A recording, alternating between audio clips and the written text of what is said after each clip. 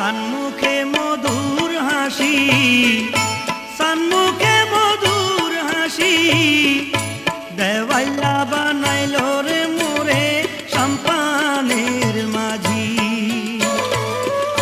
সানমুখে মধুর হাসি ও ভাই, সানমুখে মধুর হাসি, দেওয়াল্লা বানাইল রে মোরে সম্পানের মাঝি।